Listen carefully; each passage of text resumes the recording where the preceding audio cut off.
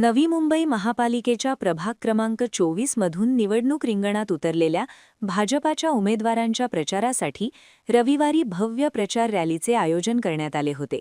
या रॅलीत उमेदवार स्वप्ना अशोक गावडे, गिरीश काना म्हात्रे, प्रीती चंद्रशेखर भोपी आणि सचिन देवाप्पा लवटे सहभागी झाले होते.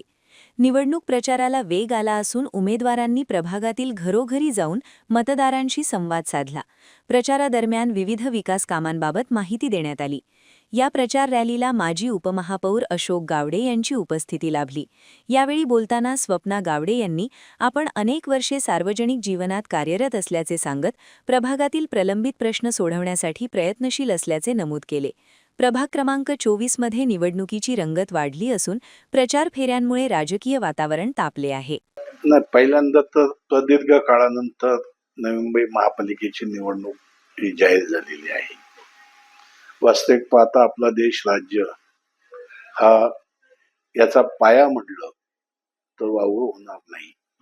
निवडणूक हाच मुळात देशाचा पाया आहे आणि ह्या निवडणुकीला महापालिकेच्या निवडणुकीला सामोरे जात असताना आदरणीय गणेश नाईक साहेबांचे जे गेले 25 ते 30 वर्षाचं काम, त्यांचं व्हिजन, त्यांची दूरदृष्टी आणि ह्या दूरदृष्टीतून नवी मुंबई साकारलेली आहे. आणि या साकारलेल्या नवी मुंबईमध्ये या नवी मुंबई महापालिकेची निवडणूक होऊ घातलेली आहे.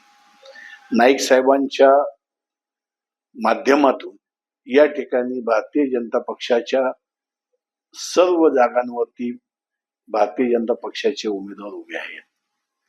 या ठिकाणी अत्यंत चांगला प्रतिसाद या विभागामधून मिळतो आहे. नव्हे तर नवी मुंबईमध्ये असणाऱ्या निवडणुकीच्या मध्ये मोठ्या प्रमाणात भारतीय जनता पक्षाचे पॅनलच संपूर्ण 4च्या 4 उमेदवार निवडून येतील आणि मतदार हा पॅनल पद्धतीनेच या ठिकाणी मतदान करणार आहे. आज आम्ही गेले 9 ते 10 दिवसापासून चांगल्या पद्धतीचा या ठिकाणी प्रचार करीत असताना नाईक साहेबांनी केलेल्या कामांमुळे, त्यांच्या दूरदृष्टीमुळे अनेक इथालचे रहिवासी आम्हाला धन्यवाद देतात, नव्हे तर साहेबांना धन्यवाद देतात. आणि साहेबांच्या ताकदीमुळं आणि इथून मागचे सुद्धा तुम्ही जर बघितलं असेल तर नाईक साहेबांचं विजन होतं आणि गेले 1995 पासून ते 2020 पर्यंत आदरणीय नाईक साहेबांच्या हातामध्ये महापालिका होती. त्यांच्या नेतृत्वामध्ये महापालिकेचा कारभार चालत होता आणि त्यावरती लोक संतुष्ट आहेत आणि म्हणून लोकांचा विश्वास नाईक साहेबांवरती आणि नाईक साहेबांनी दिलेल्या कॅन्डिडेटवरती, उमेदवारावरती आहे.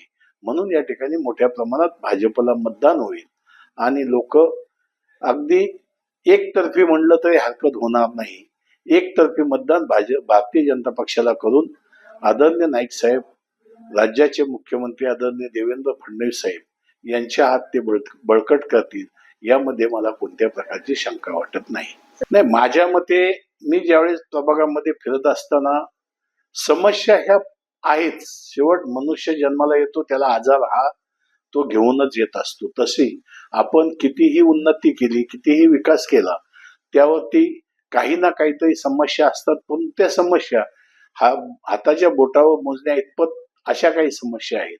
परंतु सर्वच रहिवाशांची भावना, विश्वास आदरणीय नाईक साहेबांवरती आहे आणि तो नाईक साहेबांचा विश्वास या ठिकाणी 100% सार्थ होईल.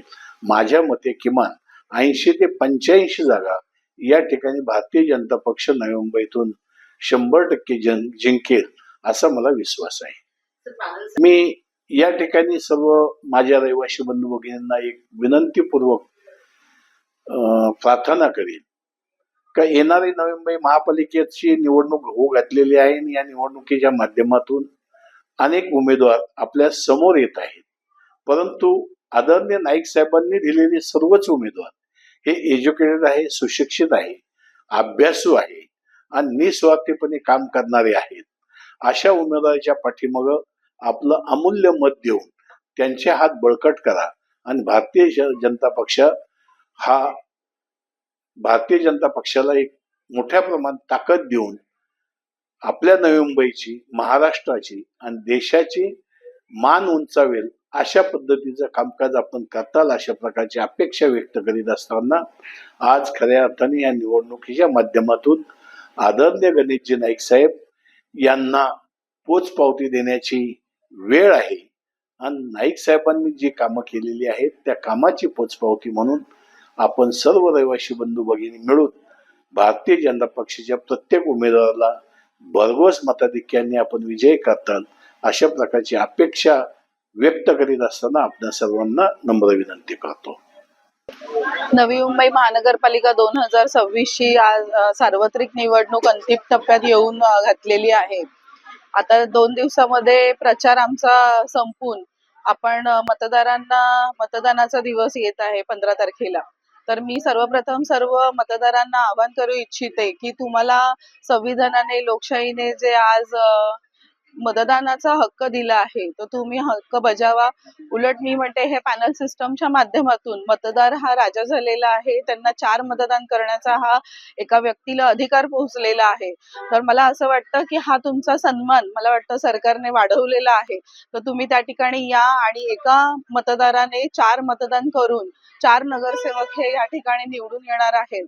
त्याच्यामुळे मी सर्व जनतेला आव्हान करू इच्छिते की पुढील जर आपल्याला नवी मुंबईचा मोठ्या प्रमाणात जर विकास करायचा असेल तर त्याच्यासाठी तुम्हाला मतदान येऊन करणं गरजेचं आहे.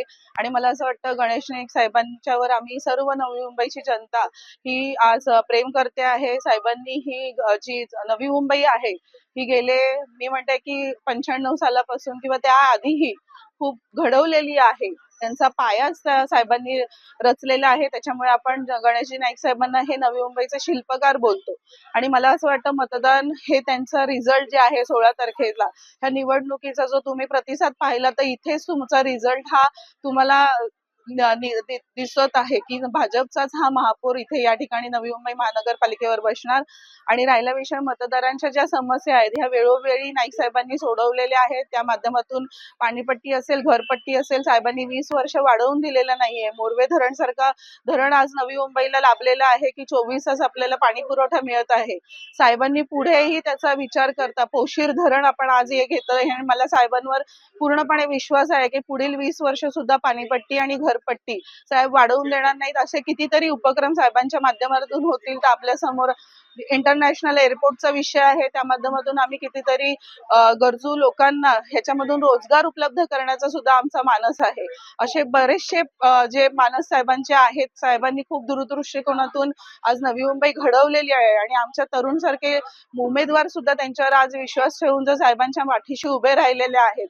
तर मी परत एकदा सर्व जनतेला नाईक साहेबांवर विश्वास ठेवा. नक्कीच आपली नवी मुंबई ही शांघाय होण्यासाठी राहणार नाही. जसं म्हणतात की रक्तात हे राजकारण लागतं. मला असं वाटतं मग हे बाळकडू मला त्यांच्याकडनं त्याच वेळेस मिळालं आहे आणि माझ्या पूर्ण प्रत्येक पावलावर त्यांचं मी आज अनुकरण करते. मी फार स्वतःला नशिबान समजते की त्यांच्यासारखं नेतृत्व त्यांच्यासारखं मार्गदर्शन आणि सगळ्यात महत्वाचं वडील म्हणून ह्या नात्याने ते आज मार्गदर्शन मला या ठिकाणी मिळतं आहे.